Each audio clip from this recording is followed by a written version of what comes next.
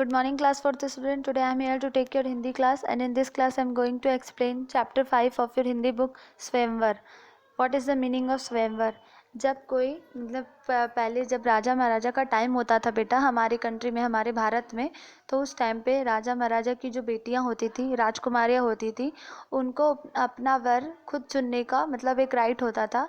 जैसे बहुत सारे किंग या प्रिंस आते थे दूसरे दूसरे स्टेट से, और उनमें से जो भी उनको अच्छे लगते थे, उनके मीन्स कैपेसिटी या स्ट्रेंथ के, मतलब वो लोग लड़ते थे और उसमें जो जीता था वो लोग उन्हें अपना हस्बैंड चूज़ करती थी, या कोई भी कंपटीशन के बेस पे भी चूज़ करती थी. ओके बेटा, तो प्रतियोगिता होती थी किसी भी चीज़ की, तो जो उस प्रतियोगिता को जीत जाता था राजकुमारी, उसे ही अपना वर चुन लेती थी. इसे ही स्वयंवर कहते हैं. स्वयंवर मीन्स जब कोई राजकुमारी स्वयं यानी कि खुद अपना वर चुनती है तो उसको स्वयंवर कहते हैं.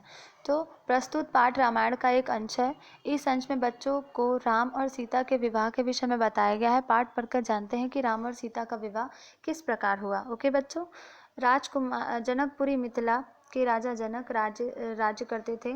सीता व उर्मिला उनकी दो पुत्रियां थीं. ऐसी मान्यता है कि सीता का जन्म भूमि के अंदर से हुआ था. ठीक है, जनकपुरी यानी कि मिथिला एक जगह थी, वहाँ के राजा जनक थे. वहाँ के राजा कौन थे? जनक थे. इनकी दो बेटियां थीं, सीता और उर्मिला. ठीक है, ऐसी मान्यता थी वहाँ की कि सीता को जन्म मतलब उनकी माँ ने नहीं दिया था, वो ज़मीन के अंदर से निकली थी. ठीक है, भूमि के अंदर से निकली थी. आपको बेटा पता नहीं होगा, लेकिन सीता जी के बहुत सारे नाम हैं.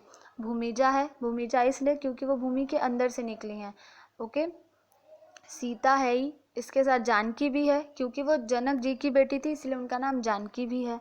ओके, सो इसी तरह उनके अनेकों नाम पड़े हैं, बट इसके आगे की अब स्टोरी पढ़ते हैं. ओके बेटा, जब सीता विवाह के योग्य हुई तो उनके उचित वर ढूंढने हेतु राजा जनक ने स्वयंवर का आयोजन किया. ठीक है, तो राजा जनक ने पास भगवान शिव का धनुष पिनाक था. राजा जनक जी के पास शिव जी का धनुष पिनाक था, जिसे एक बार सीता ने खेल खेल में उठा लिया था. तभी राजा जनक ने यह प्रतिज्ञा की थी कि जो इस धनुष को उठाकर इस पर प्रत्यंचा चढ़ा देगा उससे ही सीता का विवाह संपन्न होगा. मतलब इसकी मीनिंग क्या हुई कि एक बार जब सीता जी छोटी थी तो उन्होंने खेल खेल में वो शिव धनुष बहुत ही ज़्यादा हैवी होता था, बट सीता जी तो खुद लक्ष्मी माता का अवतार हैं, तो उनके अंदर इतनी पावर थी कि वो उसे उठा सके. ठीक है, तो वो बस उसको ना एक उंगली से अपनी उठा लेती हैं, एक उंगली से, अपनी छोटी वाली उंगली से बस वो ऐसे उठा लेती हैं, और वो छोड़ती हैं तो जब उनके हाथ से धनुष छूटता है तो पूरी धरती हिल जाती है. तो राजा जनक जो होते हैं वो आश्चर्य में पड़ जाते हैं कि इतना भारी धनुष सीता ने कैसे उठा लिया.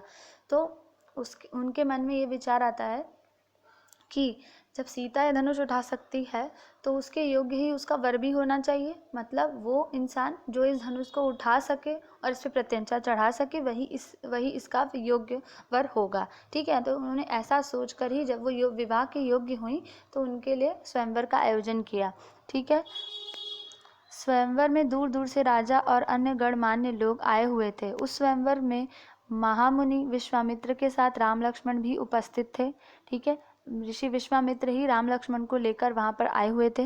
राजा जनक ने अपनी प्रतिज्ञा के विषय में स्वयंवर में उपस्थित लोगों को बताया. सभी उपस्थित राजा एक एक करके उठे और धनुष को उठाने का प्रयास किया. बेटा यहाँ प्रयोग नहीं होगा, प्रयास होगा. ठीक है, कोशिश किया, परंतु वे सभी उस धनुष को उठाना तो दूर हिला भी न सके. यह सब देखकर राजा जनक बहुत ही दुखी हुए और बोले, लगता है यह धरती वीरों से खाली हो गई है. जब कोई भी राजा उस धनुष को उठा नहीं पाया तो राजा बहुत ही ज़्यादा परेशान हो गए. सोचने लगे कि जब कोई उठा ही नहीं पाएगा तो इससे सीता का विवाह किससे होगा. वो फिर बोलते हैं कि लगता है यह धरती वीरों से खाली हो गया, मतलब अब कोई ऐसा है नहीं जो इस धनुष को उठा भी सके.